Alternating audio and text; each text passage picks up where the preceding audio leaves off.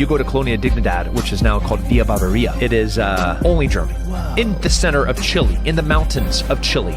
Like there's no Spanish being spoken there. It is exclusively German. And these are descendants of Nazis.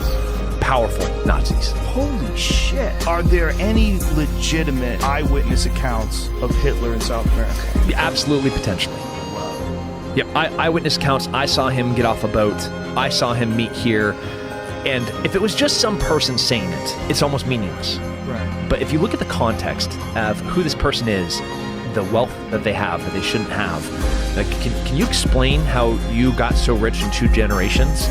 You know, like, okay, your grandpa got here from Germany in 1946. That's weird.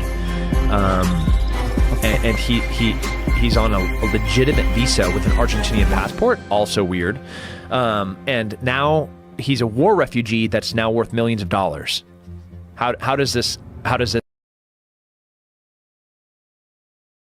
What about this? What if every time you went to sleep and you woke up, you passed into a nearby and very similar universe, but not quite the same?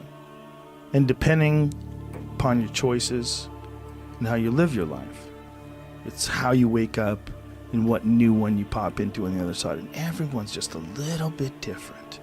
The whole world changes just a little bit each time you make a decision, one way or another. Everything changes when you wake up. You think the world is static because it is when you're awake. You have no fucking idea what's happening while you're asleep. And when you wake up again, you have this foggy recollection of the past. And that's what you're going by. You're going by every morning waking up with a foggy recollection of the past. That's what you're doing. And you're assuming that nothing's changed and everything's static. And while you were asleep for 8 hours, nothing weird happened. You don't know what the fuck you're talking about. You have no idea. You're dreaming. You're having crazy fantasies and shit. Weird stuff is happening. You're fucking mermaids. You're flying through the air on a helicopter. You know, weird things happen when you're dreaming. What is all that about? Yeah. We don't even know. We have no idea what that is. That soup of possibilities that's fucking swirling around in between your ears while you're snoring up a storm. And then, boom, you wake up. Are you sure those memories are real? Are you sure that this isn't a whole completely new universe that you're living in today? Or a simulation. Or a simulation. Atlantis has always been the big one. That has been the one that everybody talked about, was this incredibly advanced civilization, and no one can figure out where it is. Right. Or if it was real. I think that Atlantis, because surely that wouldn't have been necessarily the name just through like the change of language, you know, over, let's say 12, 13,000 years ago, which would be the time frame. So like surely there would be several different changes of language, but I think it represented a civilization that was doing great things. They were more global than what many people think would be possible. Atlantis was said to be a kingdom made up of, or an empire, made up of 10 kingdoms.